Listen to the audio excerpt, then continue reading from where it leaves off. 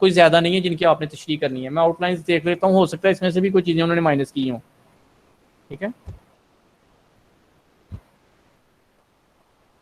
जी, मुझे इजाज़त दें आप। अल्लाह आप सबका हामी नासिर हो। कल इंशाल्लाह नए लेसन के साथ, ठीक है, ये लेक्चर के साथ। Thank you very much sir. Allah आप सबका हामी नासिर थैंक यू हो। Sir. Thank you very much. Allah हाफिज़।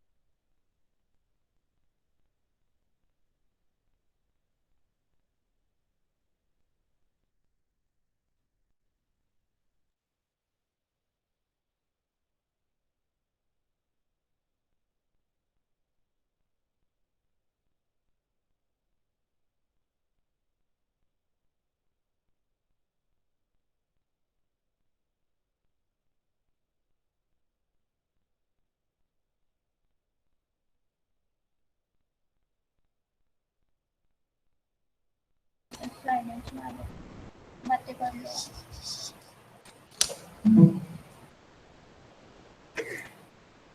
हाँ जी ठीक है। तुसी तो बातें कर लो। Mic on. अस्सलाम वालेकुम। हाँ जी आवाज़ आ रही है बच्चों? जी वालेकुम अस्सलाम सर, आ रही है आवाज़? वालेकुम अस्सलाम सर। चलो अच्छा भाई, कल के बारे में कुछ बताइए कि कुछ समझ आई थी कल? जी सर, आई थी हेलो, कल समझ। बाकी भी बोले ना। किंजा की तो हम देख रहे हैं कि उसे हर चीज की समझ आ रही है। सर हैं? जी बाकी को भी आ रही है। अच्छा कुछ बच्चे जी अटेंड सर। नहीं कर रहे वहां वगैरह, उनके बारे में किसी को कोई खबर हो? क्योंकि ये हाजिरी हमने लाजम भेजनी है उधर, हाजिरी के बगैर नहीं वो उन्होंने अटेंड करना। ये सारा रिकॉर्ड हम सेफ रख रहे हैं जो यूनिवर्सिटी को शो करना है, ये कंडीशन है लाजम। सर मैं उससे रब्ता करके बताता भी हूँ और जो पूछूंगा भी कि क्यों नहीं लेक्चर ले रहा। हाँ जी, बाकी जो है क्योंकि ये सारे लेक्चर जो ऑनलाइन हो रहे हैं ये सारे शायद ऊपर ना जा सके उसके यूट्यूब पर। उसकी रीज़न ये है कि ये इसका थोड़ा और सिस्टम है, तो लाइट का उतना नहीं है, स्लाइडें साथ नहीं बन रही। जो यूट्यूब पर आपको आसानी से स्लाइडें अवेलेबल हो जाती हैं ना, तो वो इस तरह वो फिल्म नहीं तैयार हो रही। तो इसलिए हम चाहते हैं कि जो यूट्यूब पर जाए वो, चूँकि बहुत से लोगों ने देखनी होती है, तो वो फिर उसमें मुनासिब मटीरियल हो। तो इसलिए ये क्लासें भी अटेंड करना ज़रूरी है। और हाज़िरी का रिकॉर्ड तो अब यूनिवर्सिटी ने मांगा ही है कि आप ऑनलाइन जो क्लासें लेंगे उसका हाज़िरी का रिकॉर्ड ऑटोमेटिक है, ना मैं किसी की कम कर सकता हूँ ना बढ़ा सकता हूँ। ठीक है? Yes sir. हेलो, ठीक हो गया। ओके तो सर। अब जी कल के बारे में जो बात है, कल का शुरू हुआ था जो लेक्चर, तो उसमें हमने अभी 2-3 पॉइंट ही किए थे। बाकी आपके सामने स्लाइडें वगैरह जो है वो अभी आना शुरू हो जाती हैं। कोशिश करते हैं आज टॉपिक ख़त्म करें, क्योंकि अभी ये बेसिकली टू दी पॉइंट करें तो एक एक सवाल एक एक लेक्चर में ख़त्म होना चाहिए। लेकिन ये जो पहले क्वेश्चन है, मैंने पहले कहा कि ये मैं ज़रा डिटेल से करना चाहता हूँ ताकि जो बुनियादी कॉन्सेप्ट है आपका वो क्लियर हो जाए, तो बाद में ना हमें बात सुननी पड़े कि ये समझ नहीं आई। ये पूरा सवाल अगर ख़त्म हो जाता है तो उसमें से थोड़ा सा मैं आपको, एक तो असाइनमेंट ऑलरेडी आपने तैयार करनी है, और वो असाइनमेंट आप जब तैयार कर लें तो उसको फिर आपने इकट्ठे करके रखना है, वो हमने वसूल करनी है हाजिरी के साथ, उसके आपका भेजना है उधर रिकॉर्ड। ठीक हो गया जी बात।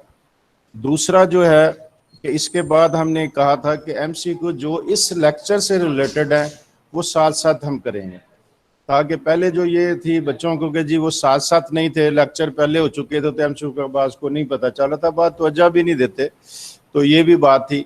तो इसलिए अब हम साथ साथ इसलिए कर रहे हैं कि अगर दोनों ऑप्शन, कोई भी ऑप्शन आ जाए तो आप लोग उसको अवेल कर सकें। तीसरा ऑप्शन तो अभी उन्होंने डिटेल नहीं बताई, सिर्फ लफ्जी जिक्र किया है ओपन बुक वाले का। डिटेल बताएंगे तो फिर उसकी भी साथ कोशिश हो जाएगी। तो यूनिवर्सिटियां खुद कंफ्यूज हैं, इसलिए हमें भी उसी तरह उन्होंने कंफ्यूज रखा हुआ है कि दोनों मेथड से आप पढ़ाएं। तो दोनों मेथड का साथ साथ ये चलेगा। तो पहले 1-2 लेक्चर मेरी कोशिश होगी कि वो पूरी डिटेल से करूं, चाहे जितने मर्जी ज़्यादा लेक्चर हो जाए। उसके बाद कोशिश होगी कि हर सवाल का आपको बताएं और उसका पूरा एक दिन में मुकम्मल हो जाए। तो इस तरह ये सिलसिला हमारा चलता रहेगा। तो अब आपके सामने कल वाली जो पहली स्लाइड है वो आनी शुरू हो गई होगी। तो मैंने बताया था आपको कि व्हाट इज़ लॉ, ये हम बात कर रहे थे कि ये एक अलग क्वेश्चन है। पहले मुकम्मल सवाल 16 नंबर का इसी पर आ जाए तो आपने ये डेफिनेशनें सारी करनी है। बस दूसरे क्वेश्चन आपको बता दिए थे कि वो साथ जुरिस के डेफिनेशन पूछ लें, स्कॉलर की डेफिनेशन कह दें, कुछ और कह दें। डेफिनेशन का लफ्ज़ सिर्फ आ जाए कि डिफ़ाइन, तब भी आपने सारी डेफिनेशनें देनी है और 16 नंबर को देखकर मद्देनज़र रखकर उसके मुताबिक अपने क्वेश्चन को और आंसर को ट्विस्ट करना है आपने। दूसरी जो बात है कि इसके आगे बास का तो अटैच कर देते हैं, what is law, what are the sources of law, वो एक अलग क्वेश्चन है। इसी तरह कल बात हुई थी, एडवांटेज एंड डिसएडवांटेज पूछ लेते हैं, पर्पस एंड फंक्शन पूछ लेते हैं। अगर वो अटैच करके हैं तो उसी तरह आपने क्वेश्चन टर्न करना है। ये आपके सामने में वो दोबारा क्वेश्चन आ रहे हैं, ये सारे आपने कल नोट किए होंगे।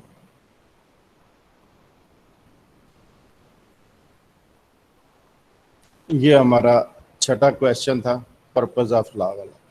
यहाँ से हमारा अरबी के उर्दू से शुरू हुआ था कि उर्दू में हमने ये बताना शुरू किया है कि आपका पहले इसको उर्दू में चूंकि होता था तो इसमें क्या वो किस तरह इसका तशरीह करते थे, तो वो थोड़ा सा आपको बता दिया। सेम आखिर में एंड उसी तरह है कि जर्मन लफ्ज़ है लाग, उससे महफूज है। ये बात हो चुकी है, ये पहली टर्म ही हो चुकी है। इसको गौर से आपने देखना है और गौर करना है। ये सारी डेफिनेशन जो मैं बता रहा हूँ ना, ये आपकी किताबों में भी है और पढ़नी भी है और बार बार असाइनमेंट भी करनी है। और लास्ट में मैंने आपने पूछना है कि इन सब का मरकजी नुक्ता क्या है। तो वो एक बड़ा ज़बरदस्त सा चार्ट बन जाएगा जो मैं बाद में आपको दूंगा। जब ये मुकम्मल कर लेंगे, आप अपनी असाइनमेंट मुकम्मल कर लेंगे और आपसे पूछूंगा कि कॉमन चीज़ें कौन सी हैं इसमें, तो वो अभी ये सवाल मैं आपके लिए छोड़ रहा हूँ कि आप ये ढूंढने की कोशिश करें। और तमाम डेफिनेशनें जो आज हम मुकम्मल करने लगे, उसमें एक डेफिनेशन है जिसके बारे में आपसे मैंने कहना है कि इसका अगले दिन मुझे समझाना है आपने कि ये क्या लफ्ज़ है, और जो ढूंढ लेगा उसे मान लेंगे कि भाई बड़ा बड़ा लायक बच्चा है। ये भी हो गई थी डेफिनेशन, क्यों भाई, ठीक है? हेलो जी सर, जी सर, ठीक है जी जी, ये भी हो गई थी, ये भी हो गई हुई है, जी सर, ये भी हो गई थी। उसके बाद आगे था फेयरनेस और इस पर लिबर्टी वगैरह का, ये भी हो गई थी।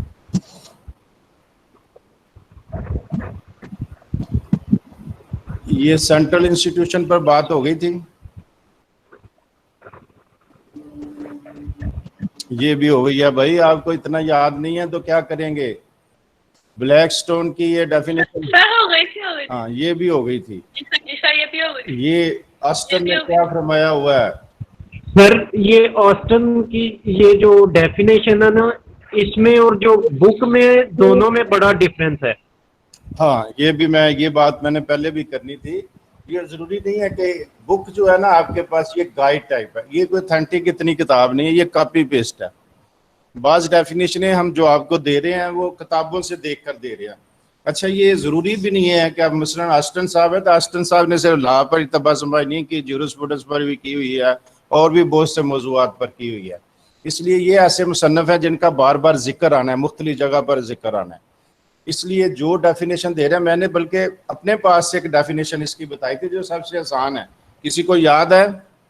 किंजा बेटे आप बताएं। हेलो हेलो, आवाज आ रही है भाई? हेलो, आवाज आ रही है भाई?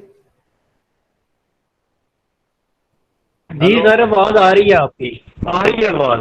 अल ज़बानी जो मैंने एक डेफिनेशन आस्टन की बताई थी वो क्या है? बड़ा सर आसान। ऑस्टन की आप सर एक ऑस्टन- दफा रिपीट कर दें। वाह, क्या फायदा दूसरे दिन फिर रिपीट करना है। तो वो डेफिनेशन मैंने कहा था ये बड़ा एक मुहावरे की तरह याद रह जाती है, वो आसानी से वो भी लिख देंगे तो ये काम पूरा हो जाएगा। तो ये अल्फाज एग्जैक्ट उसी तरह है जिस तरह उसने अपनी किताब में लिखे हुए हैं, तो वो भी इसी तरह है। वो एक निचोड़ निकाला हुआ है कि इसकी सारी थ्योरी का निचोड़ क्या है। तो वो था law is the command of sovereign. याद है किसी को? मैंने बल्कि एक मिसाल देकर बताया था कि हमारे दौर में हम पढ़ते थे किसी तरह की डेफिनेशन है तो सवाल आ गया कि law is the command of a sovereign, इस पर तबसरा करें। तो किसी के ज़हन में नहीं आ रहा था ये कौन सी थ्योरी है। ठीक है, बुनियादी क्या बात थी कि आप बुनियादी लफ्ज़ों पर गौर नहीं करते। आज यही मैं आपको कह रहा हूँ कि 3-4 लफ्ज़ हैं जो बार बार हर चीज़ में है, अल्फाज दूसरे हैं, थीम उसकी वही है। और सारी ये 11-12 जो आपने करनी है उसमें से लास्ट में जाकर एक चार्ट में मैं आपको बताऊंगा, तो वो चार्ट में आप देखेंगे ये तो सारी एक दूसरे से मिलती जुलती हैं, सलवाए अल्फाज के हेर फेर के। किसी ने किसी बात पर जोर दिया, किसी ने किसी बात पर जोर दिया, तो वो एक खास अंदाज में जिक्र कर रहा है, वरना कोई फर्क नहीं नजर आएगा आपको। तो law is the command of sovereign बड़ा आसान सा है कि एक हुक्मरान जो है, मुख्तर आला जो है, उसका हुक्म वो कानून है। पंजाबी में एक दो फिल्में मैंने देखी, उसमें होता है कि जी एक जगीरदार होता है, वो उसने अपने मज़ारे रखे होते हैं, तो मज़ारों के बस वो जो बच्चे घर के होते हैं वो उन्हें अपने घर में बुला लेता है काम करने के लिए। तो उन बच्चों से किसी के इंटरव्यू चल रहा था, तो वो कहता है जी ये कहाँ है आप? तो वो कहता है जी हुक्म के घर में है। उसे कहे जी हुक्म, हुक्म से क्या मुराद हो? हुक्म जी, बस वो हुक्म जगीरदार को हुक्म के अलावा दूसरा लफ्ज वो कह ही नहीं पा रहा था। तो क्या मतलब कि उनके ज़हन में नक्श कर दिया गया है कि ये बस आपने हुक्म मानना है, आपने हुक्म मानना है, इसके अलावा आपका कोई जो है काम नहीं है। तो वो एक मखसूस जहनीत की बात होती है कि लोगों ने सिर्फ अपना जो हुक्मरान है उसके बात माननी है। तो law is the command of sovereign के जो मक़्तदे आला है उसका हुक्म है, मानना है, बस मानने के लिए मजबूर है, उसके अलावा कोई नहीं कर सकते। इसके बाद मुखालिफिन में जब इसकी थ्योरी पर जाएंगे वहाँ मैं डिटेल से बताऊंगा इसके फ़ायदे क्या हैं, इससे नुकसान क्या है। लेकिन यहाँ चूँकि सिर्फ डेफिनेशन है, इसलिए डेफिनेशन की हद तक आप जेहन में बिठा लें, ये लिख लें या वो लिख लें। A law is a rule of conduct imposed and enforced by the sovereign. Same वही बात है, सिर्फ अल्फाज कुछ दूसरे हैं। तो अभी नेक्स्ट पर चलते हैं हम। अकॉर्डिंग टू सॉमन, हाँ जी सही, ये बुक में भी है। बिल्कुल ठीक है, ये लाजम वो भी सर उन्होंने, ये भी कल हो गई थी। हाँ जी ये भी होगी थी। मैं जो आपको कह रहा हूँ कि ये जो बुक है इसने कुछ चीज़ें वहाँ से ली हैं किताबों से, लेकिन ये गाइड का अंदाज होता है कि उसने सीधा सीधा देना है। बाज़ का वो मुख्तसर सी डेफिनेशन दे रहा है, लेकिन बहरहाल ना होने से बेहतर है कि आप वहाँ से ले लें। तो ये सामंड के को नज़रअंदाज करके कोई थ्योरी नहीं बन सकती, क्योंकि सामंड एक बड़ा नाम है लॉ में, यूरिस्प्रूडेंस में, उसके बगैर नहीं है। तो ये डेफिनेशन भी कल हो गई थी। नेक्स्ट आप चलते हैं, हाँ ये रह गई थी स्वाजनी। हाँ जी ये जो है ना, यहाँ से हम शुरू करने लगे हैं दोबारा, पिछला थोड़ा रिपीट हो गया। तो ये जो साहब हैं स्वाजनी साहब, ये इंग्लैंड में प्रोफेसर हैं, यूनिवर्सिटी में लेक्चरार हैं, और ये निस्बतन दूसरे लोगों की निस्बत ये एक जदीद समझे हैं, जदीद समझे जाते हैं स्कॉलर। तो उनकी अपनी एक जो उन्होंने स्टडी किया उसके हवाले से दे दी। तो ये अब पार्टिसिपेशन आपकी तभी हो सकती है कोई इसकी रीडिंग सुनाए मुझे। सर मेरा नाम अहमद है, मैं सुनाता हूँ। जी जी बिल्कुल। Law is the rule of whereby the invisible borderline is fixed within which the being and activity of each individual obtains a secure and free space. हाँ जी ये मैं वही बात दोबारा करने लगा हूँ, सिर्फ थोड़ा सा अल्फाज का। पहले आपने क्या पढ़ा है? Law is the rule of conduct, इसने सिर्फ इतना ही कह दिया लॉ इज द रूल।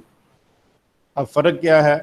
कि सिर्फ कंडक्ट का लफ्ज नहीं आया तो रूल का लफ्ज भी आया, तो अंडरस्टूड बात है कि रूल ऑफ कंडक्ट की बात है। Whereby the invisible border line is fixed within which the being and activity of each individual. Basically personal जो आदमी हैं, जो उनकी जिंदगी के बारे में उसने रेगुलेशन बना रहे हैं। लॉ ऑफ कंडक्ट जब हम कहते हैं या रूल ऑफ कंडक्ट हम कहते हैं तो वो बेसिकली इंसानों के बारे में है ना। तो इंसानों ने जब अपने देने हैं तो वो अपना उसकी ज़िंदगी के बारे में दूसरे अल्फाज में वही बात उसने कह दी है। obtain a secure and free space, कि उसकी ज़िंदगी को महफूज बनाने के लिए। ये पिछले हमने कुछ किया था जिसमें कि आप सिक्योरिटी का लफ्ज़ आया था। सिक्योरिटी क्या है? Personal security. भाई कोई हर आदमी अपना तहफ़्फ़ुज़ चाहता है, हर आदमी की बुनियादी ज़रूरत है, उसका बुनियादी हक है कि कानून उसे तहफ़्फ़ुज़ दे दूसरों से, कानून उसके प्रॉपर्टी की हिफाजत करे, कानून उसके बाकी मामलात की हिफाजत करे, उसकी लिबर्टी की हिफाजत करे, उसके राइट्स की हिफाजत करे। तो यहाँ उसको दूसरे अल्फाज में सिक्योर एंड फ्री स्पेस, उसके लिए आसान ज़िंदगी गुजारने का तरीका मौजूद हो, उसमें कोई दखल ना दे। तो ये उस डेफिनेशन को अपने अल्फाज में स्वादनी साहब ने बयान कर दिया। उसके बाद क्या है जी, अकॉर्डिंग टू विनोग्राडव। विनोग्राडव क्या कहते हैं, ये कोई पढ़ेगा? पिंजा आपको आ रही है आवाज? यस सर, आ रही है। जी पढ़े ना, जरा साथ दे, जरा जल्दी जल्दी पढ़ेंगे तो मैं तेजी से इसको खत्म कर सकूंगा। Yes, sir. According to Vinogradov, law is a set of rules imposed and enforced by a society with regard to the distribution and exercise of powers over persons or things. अब इसमें पहली डेफिनेशन में मुझे फर्क समझाएं, आप गौर करें, बात वही आ रही है। अब लफ्ज क्या आ गया है? Law is the set of rules, law is the rules of conduct, law is the Imposed by a society. हाँ जी, Sir, इम्पोज। ये difference है इसमें। हाँ, अब ये के लफ्ज किसके बदले में आया है? यहाँ सावन का लफ्ज नहीं है। इम्पोज कौन कर सकता है? सावन कर सकता है। इन्फोर्स कौन कर सकता है? सावन कर सकता है। किस पर करेगा? कौन है उसका सब्जेक्ट? सोसाइटी है भाई। सोसाइटी कोई होगी जिसपे ऊपर उसने अपने रूल नाफिज करने हैं। तो बेसिकली ये सावन के लफ्ज की जगह तो उसके दूसरे अल्फाज बोलकर वही बात की जा रही है। With regard to the distribution and exercise of power, क्या किया जा रहा है, क्या काम करने के लिए कहा जा रहा है? तो आप अगर गौर करें तो बात तो यही है कि दूसरों के राइट और हकूक के तहफ़्फ़ुज़ करना है। वो पावर जो सावन को हासिल है वो चाहता है कि उसकी एक्सरसाइज इस तरह हो कि डिस्ट्रीब्यूशन ऑफ पावर जो है वो नज़र आए, कि हर किसी का हक जो है सेव कर रहा है सावन। सावन खला में तो नहीं होना, सावन तो है तो वो उसका कोई ऑब्जेक्ट भी होगा, उसकी कोई सब्जेक्ट भी होगा, उसके नीचे कुछ लोग होंगे।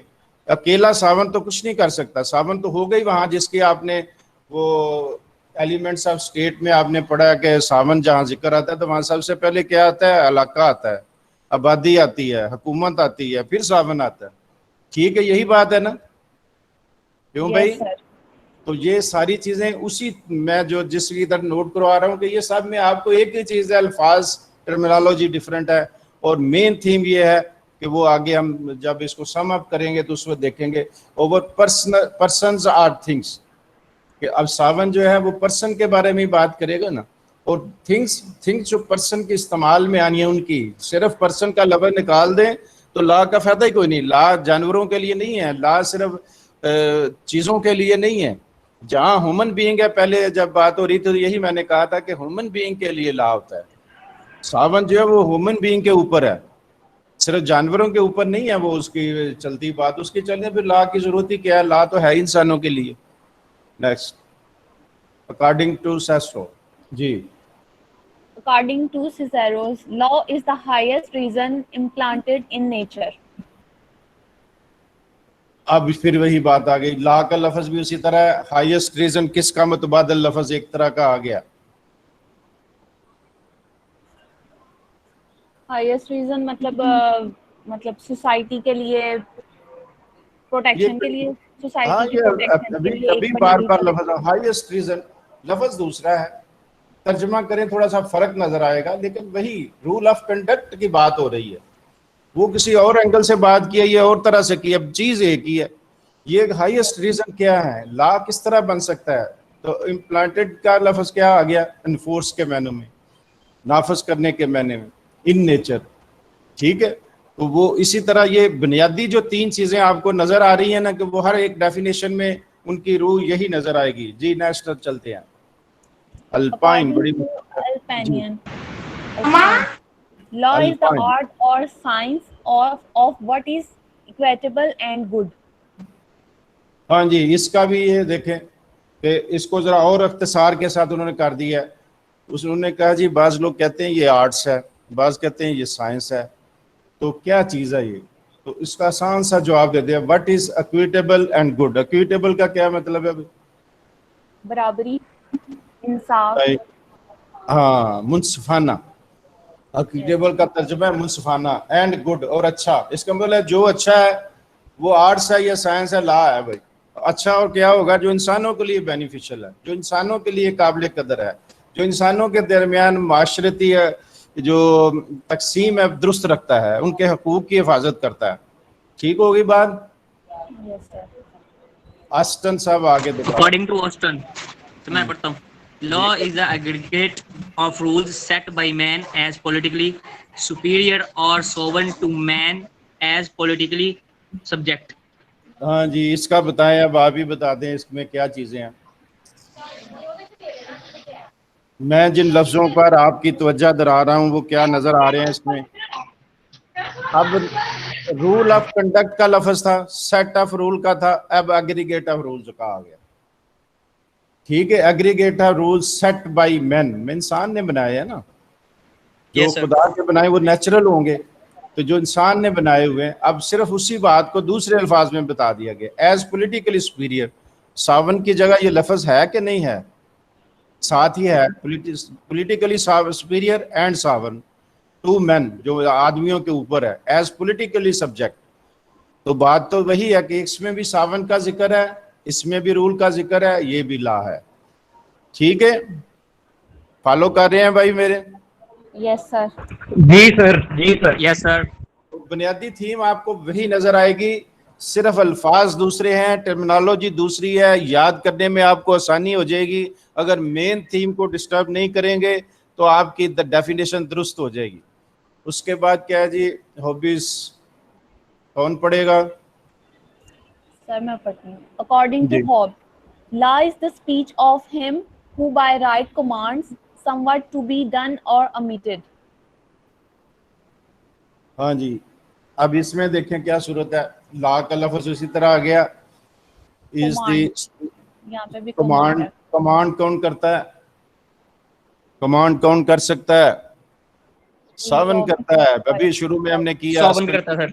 Yes sir. सावन का ला इज द कमांड ऑफ सावन। अब कमांड का लफ्ज है तो सावन का लफ्ज नहीं है, तो कमांड करने वाला तो फिर एक ही होता है ना।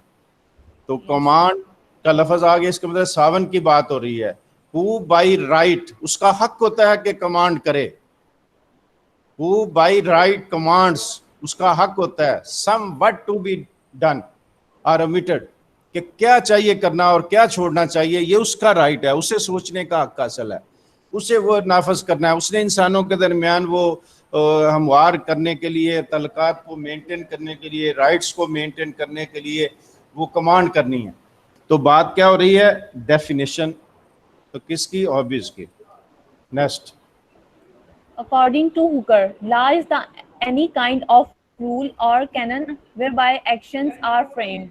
लो, अब इसमें और दूसरे में सवा अल्फाज के कोई फर्क नहीं। मेरा तो ख्याल है बाव को ही बताना चाहिए कि इसमें और दूसरों में क्या है। नाम डिफरेंट है, मुसन्नफ दूसरा है। अब ला का भी लफ्ज उधर है, is the any kind of rules. अब सेट ऑफ रूल आ जाए, कंडक्ट ऑफ रूल आ जाए, तो क्या फर्क क्या पड़ा हुआ? काइंड ऑफ रूल, ठीक है, वो असूल ज़ाब्ते, वो कवानीन। कहीं प्रिंसिपल का लफ्ज आ जाएगा, रूल की जगह अगर चेंज हुआ ना बहुत, तो आ जाएगा कि काइंड्स ऑफ प्रिंसिपल। तो रूल्स और प्रिंसिपल वो जिक्र आ जाएगा कि वो आपस में क्या रिलेशन है। और कैनन्स, कैनन्स क्या होते हैं? असूल, वही जो प्रिंसिपल का लफ्ज मैं कह रहा हूँ। Whereby actions are framed, कि जो इंसान बुनियादी अफाल करता है किसके तहत करता है? जो रूल रेगुलेशन मौजूद है। एक ट्रैफिक के सिग्नल पर खड़ा पुलिस वाला कह रहा है जी इस तरफ नहीं जाना, तो वो क्या कर रहा है? रूल पर अमल दरामद करवा रहा है ना। वो सब के लिए एक जैसा होगा ना, वो इस तरफ नहीं जाना, इस तरफ जाना है। तो जब ये बात हो रही है तो वही बात है कि actions are framed, action frame कर रहा है। लॉ का काम क्या है? कि वो लोगों को हदायत देता है, लोगों को तनबीह करता है, लोगों को पनिश करता है कि आप ये काम करें और ये काम मत करें। तो वही मुख्तलिफ अंदाज में मुख्तलिफ मुसन्निफ़ान ने बताया है। तो इसमें डिफ़िकल्टी क्या है, उलझने वाली क्या बात है? अकॉर्डिंग टू कैल्सन साहब की भी अभी बात करते हैं। लॉ एज पढ़े भाई, कौन पढ़ेगा? According to Kelson, law as the psychologist command. Psychologized Psychologized. हाँ, कमांड। और ये मैं अभी थोड़ा सा आपसे जिक्र करता हूँ, फिर बाद में बताता हूँ इसका। अब कैल्सन साहब की स्टोरी सुन लें कि ये बेसिकली जर्मनी में थे। अस्टेरिया का लफ्ज़ सुना, ऑस्ट्रेलिया नहीं, अस्टेरिया का लफ्ज़ आपने सुना होगा, जर्मन के साथ है। तो ये वहाँ थे प्रोफेसर, तो नाजियों ने इन्हें पकड़ लिया। वहाँ से बड़ी मुश्किल से जान छुड़ा कर ये अमेरिका गए। तो वहाँ वो कैलिफोर्निया में एक यूनिवर्सिटी में पॉलिटिकल साइंस के डिपार्टमेंट के हेड मुकर्रर हो गए।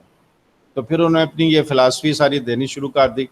तो उन्होंने जो लॉ की डेफिनेशन जो महसूस की कि मुझे ये कहना चाहिए, तो उन्होंने ये दी है। पॉलिटिकल साइंस में भी इनकी काफ़ी आपको सूरतें मिलेंगी, और बाकी भी बात सूरतों में जो रिसर्च स्कॉलर होते हैं, 2-3 चीज़ों में कम से कम वो उनकी महारत होती है। तो लॉ एज द डिस्कॉलोजाइज्ड कमांड। अब इसमें लफ्ज़ क्या है? कमांड। लॉ का लफ्ज़ मौजूद है। डिस्कॉलोजाइज का लफ्ज़ जो है ना, ये अब आप समझने की कोशिश करें। डिस्कॉलोजाइज क्या है? डी को निकाल दें। डी का हमेशा मतलब होता है नेगेटिव। स्कॉलोजाइज का कहाँ से निकला लफ्ज़, कोई बताएगा? Sir psychology, psycho. हाँ, वेरी गुड। स्कॉलोजी का लफ्ज़ सिंपल सा लफ्ज़ है, नफ्सियात। कि नफ्सियात क्या होती है? इमोशंस, लोगों के जज्बात, एहसासात, उनके काम करने का तरीका, उसकी वजूहात क्या होती हैं, उससे वो बनता है। तो डिस्कॉलोजाइज तो हो गया फिर ये कि उनकी नफ्सियात को मद्देनजर रख कर काम किया। तो डिस्कॉलोजाइज बगैर देखे, कोई परवाह नहीं करनी। लॉ एज द डिस्कॉलोजाइज कमांड, कि कोई उस हुक्म को कोई ज़रूरत नहीं कि वो देखे कि किसी और चीज़ की ज़रूरत है उसे। वो कोई माशरे के कोई भी रस्म व रवाज हैं, किसी और चीज़ें हैं जिनको वो देख कर कोई फैसला करने की वजह कहने जी लॉ कमांड है, मैं जो महसूस कर लिया ये फाइनल है, तो वो उसको दे दे। तो ये डिस्कॉलोजाइज का लफ्ज़ बड़ा टेक्निकल है, ज़रा ढूंढ के मुझे आपने बताना है कि इसका क्या मफहूम आपको मिलता है, फिर इस पर बात करेंगे, क्योंकि आगे चलकर इसकी हमने काफ़ी सारी बात इस पर करनी है 3-4 क्वेश्चन के बाद। ठीक है, एक असाइनमेंट ये है आपके पास, एक दिया मैंने कि सारों में से कॉमन अल्फाज मैंने कल पूछने हैं। नेक्स्ट आ गया जी, definition of law. According to Demosthenes, every law is a gift of God and decision of sages. हाँ जी, गिफ्ट का तो सबको पता है, गिफ्ट तो लेते देते रहते हैं लोग। एंड डिसीजन ऑफ सेजेस, ये सेजेस क्या होते हैं भाई?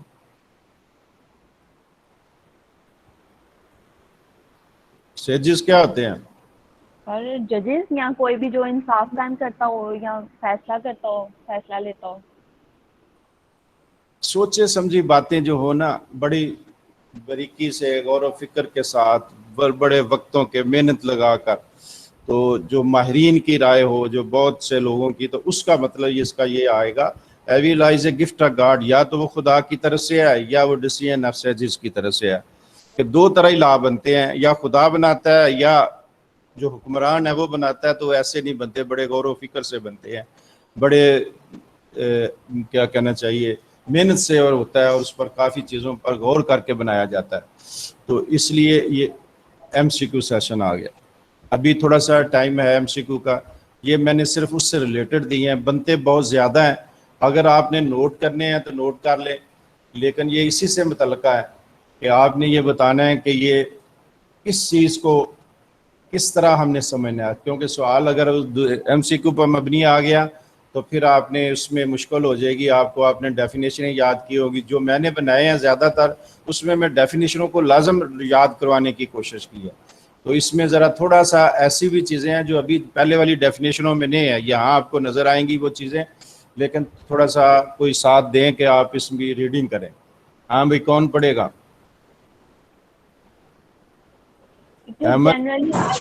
सर मैं ही पढ़ता हूँ, अहमद पढ़ता हूँ मैं। Sir, it is generally agreed that the definition of law has consumed so much time and energy because A, law is complicated, B, the notion of the law is different in different countries. C, it is surrounded with philosophical perplexities.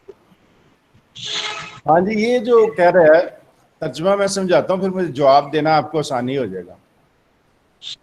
ये जो law की definitions हैं, ये काफ़ी time हमें खर्च होता है, काफ़ी एनर्जी हमारी ज़ाया होती है, क्योंकि इसमें ये रीज़न है।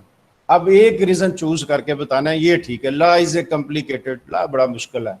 The notion of law is different in different countries.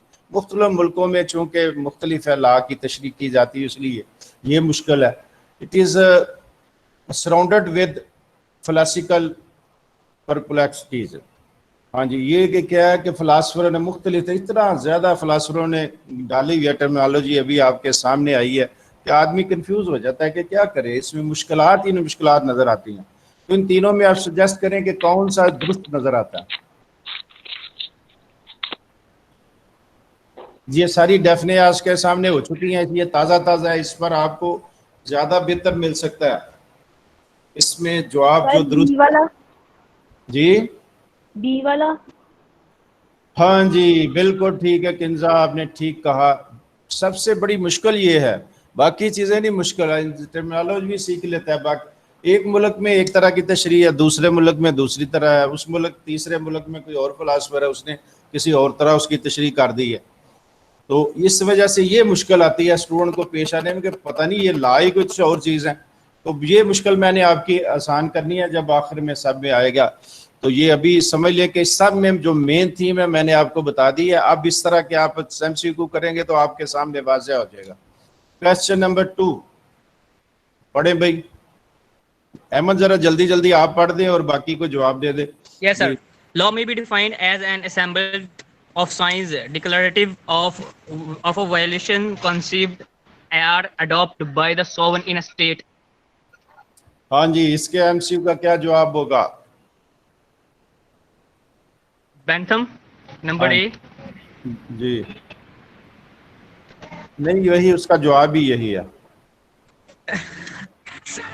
सही हो गया sir. Law may be defined as a assemblage of signs declarative of a violation conceived or adopted by the sovereign in a state। ये definition पहले उधर नहीं आई, लेकिन ये Bentham की डेफिनेशन है। तो ये ही पूछा गया कि क्या डिफाइन किया है, तो नाम बताना है इसमें। Question number 3। The term law means rules and regulation enforced by state, rules and regulation principle of morality. Sir, rules and regulation enforced by state इसका पहला आंसर है। बिल्कुल नहीं भाई, पहला ठीक है। ये पहला देखे ना, मैंने 3 चीजें आपको कही थी। लॉ का लफ्ज तो सवाल में आ गया, rule and regulation, set of rule, rules of conduct, वो लफ्ज आ गया ना। एनफोर्स मतलब इम्पोज बाय स्टेट तो डेफिनेशन में आएगा ना। अगर सिर्फ लॉ वर्ड का मीनिंग लें तो वो तो सिर्फ रूल्स एंड रेगुलेशन। नहीं, लॉ का ये सबसे अच्छी ये MCQ है, मैं आपको बताऊं। तो इसमें आपको मैं यही बताने की कोशिश कर रहा हूँ कि सिर्फ रूल रेगुलेशन को क्या करना है, साथ एनफोर्समेंट वाली ताकत ही कोई नहीं।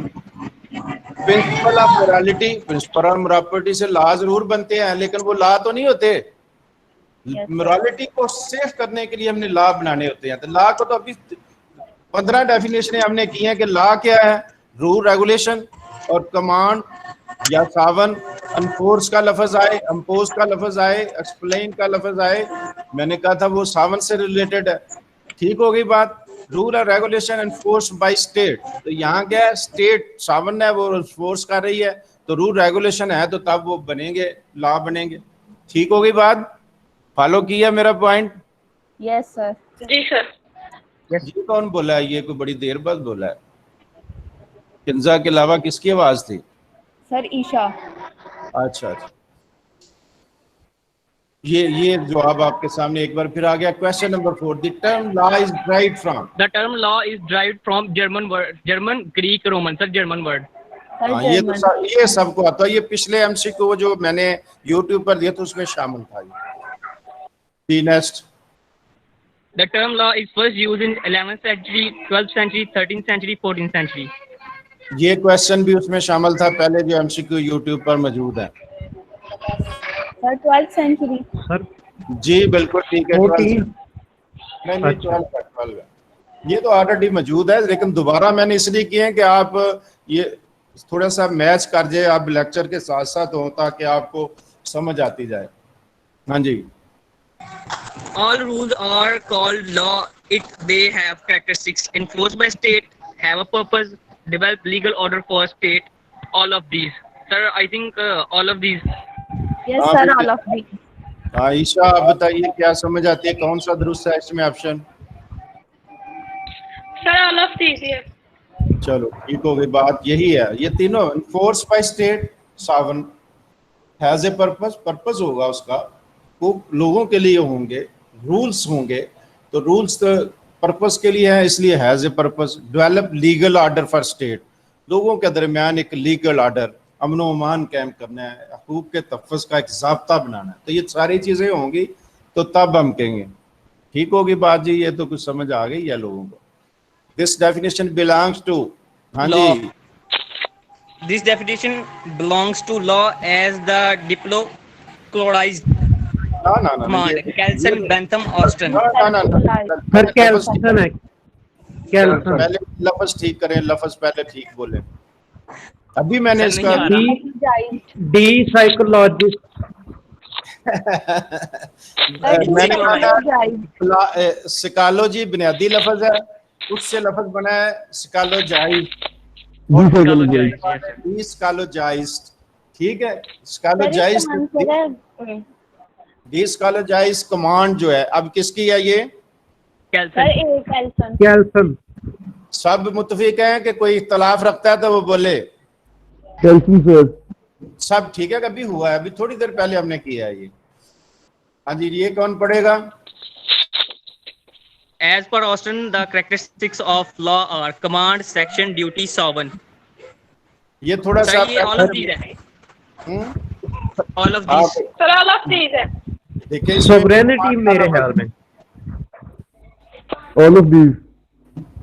करेक्टर ऑफ लॉ, सवाल समझे, करेक्टर लॉ के अभी 3 तो हमने किए हैं, सैंक्शन का लफ्ज नहीं किया। कमांड नहीं बच्चे नहीं, ये सारे ही हैं, कमांड भी है, सर ये सारे all of these है, उसकी डेफिनेशन में आ जाती हैं ये सारे। सैंक्शन होगी, कमांड जो है, कमांडर जो है, सावन जो है, वो सैंक्शन करेगा कोई रूल के लोगों पर, ये मैं कानून बना रहा हूँ, तो होगा ड्यूटी, तो वो ड्यूटी बनेगी लोगों की कि कानून की पाबंदी करनी है, तो वो लॉ बनेगा। तो सावन क्या है, वो ऑलरेडी आपको पता है कि सावनटी किसी को हासिल होगी तो कानून बनाएगा ना। ये लॉ से रिलेटेड है, करेक्टरिस्टिक्स ऑफ लॉ है, ये चीजें होंगी तो हम कहेंगे कि लॉ में खोले। 3 चीजें तो पहले रिपीट हुई हैं इसमें, एक लफ्ज एक्स्ट्रा है सैंक्शन, सिर्फ उसी तरह टर्मिनोलॉजी का फर्क है और कुछ नहीं। उन्होंने सिर्फ एक बना दिया कि थोड़ा सा जरा बच्चे थोड़ा सोच के जवाब दें। हु मेड, आगे पढ़े भाई। Who made distinction between law properly so called and law improperly called? Bentham, Austin या Patton? हाँ जी Austin, sir. जी, और ये पैटर्न लग रहा है मुझे तो। ये मुझे भी पैटर्न लग रहा है। अच्छा जी, ये बेसिकली ये भी मेरा हाल पिछले में था, बाज ने लगता है कि पिछले भी नहीं देखे हुए। ये ऑस्टन की डेफिनेशन है। सर मैंने Austin ही बोला था। सर मैंने ऑस्टिन की नहीं पढ़ी थी वाली। ऑस्टन ने प्रॉपर और इम्प्रॉपर में इसे तकसीम किया और किसी ने नहीं किया। बाज ने इसकी मुखालफत भी की है, लेकिन वो उस वक्त करेंगे जब मुतलका थ्योरी आएगी। हाँ जी, ये क्या कह रहा है Austin? Sir, according to Austin, the command of sovereign of 2 types: true, false. आपके ख्याल है एक है कमांड Sir, की? 4 types, sir, I think. हाँ जी, सर ये पहले एक दफा समझा दें, ये कहना क्या चाह रहे हैं? Yes, sir. ये हाँ जी, वो कह रहा है कि ऑस्टन ने एक थ्योरी दी है, law is the command of sovereign. ठीक है ना? तो command of sovereign of, command 2 तरह की होती है, सिर्फ ये पूछ रहा है वो कि ऑस्टन ने कमांड ऑफ सॉवरेन कर, तो कमांड की 1 किस्म है, 2 किस्में हैं, 3 है, क्या कितनी है? अगर 2 किस्में हैं तो ट्रू है, अगर ज्यादा है कि एक कम है या ज्यादा है तो फॉल्स में आ गया। जी आप बताइए। ये पहले नहीं आया, नहीं पहले जिक्र नहीं आया, लेकिन ये बहरहाल ट्रू है कि उसकी वाकई 2 किस्में हैं। अब ये आपके ज़हन में कॉन्सेप्ट क्या वाज़ेह हो गया कि कमांड जो भी कमांड कोई देगा उसकी 2 अक़साम सामने आया करेंगे हमारे। जब वो थ्योरी पर जाएंगे वहाँ इसकी डिटेल में करेंगे, लेकिन यहाँ थोड़ा सा ये समझने में आसानी हो गई कि कमांड की 2 अक़साम है।